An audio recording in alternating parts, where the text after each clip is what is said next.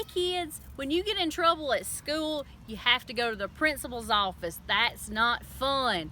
Today we're going to talk about what happened when Pharaoh got in trouble with God in the Bible, in the book of Exodus. The last couple of weeks we've talked about Moses. We talked about Moses as a baby, and then we talked about Moses as a grown man at the burning bush last week. Well, this week we're talking about Moses, and he's an old man. He's like a grandpa now. He's got gray hair, and he's like in his 80s. That's pretty old, but God still had a purpose for Moses even in his old age. And so the Bible tells us that the Hebrews are slaves, and that Moses is going and telling Pharaoh that they need to be let free to go worship God. So Moses and his brother Aaron go to Pharaoh, and Moses and Aaron have their stick with them, and Moses goes into Pharaoh and they say, let the people go to the desert. Let the Hebrews go. Let them go in the desert and worship God, the one true God.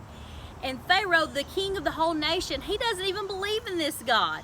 He knows that he's real, but he just doesn't want to believe and doesn't want to serve God. And so Pharaoh says, no.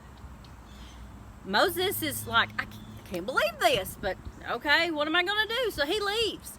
Him and Aaron leave. They go on their way. And then the Hebrews, who were slaves there in Egypt, just stuck there. Pharaoh says, well, if they've got all this extra time and they want to go serve God, then they can go out and build my pyramids and my castles and make those bricks to do that, but I won't even give them the material that they need to make it. I'm not going to give them what they need. They got to find it on their own, and they're going to have to work extra hard. And so the people were pretty upset with that, and they were upset with Moses. They said, Pharaoh, the king, he's going to kill us, Moses. So God talks with Moses, and Moses goes back to Pharaoh. He's got his stick with him again. His brother Aaron's there.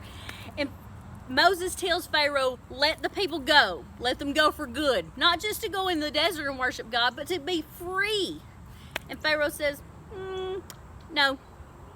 And Moses says, okay, God is going to show you today that he's the one true God through a miracle. And they take their stick and they put the stick on the ground. And the stick, the Bible says, turns into a snake. Well, there's some other people there, some bad people, some sorcerers, some magicians. And they said, you know what, we can do a trick kind of like that. So they grab some sticks and they throw them on the ground. They do a little trick and they turn into snakes.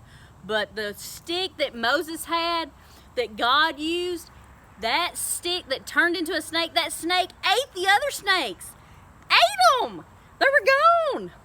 The only one left was the snake that God had made. And still, Pharaoh saw all that. And Moses said, let the people go. God demands it. God says you have to. And Pharaoh said, no, not going to do it. So we're going to learn next week that when Pharaoh said no to God, it didn't go good. It was a bad idea.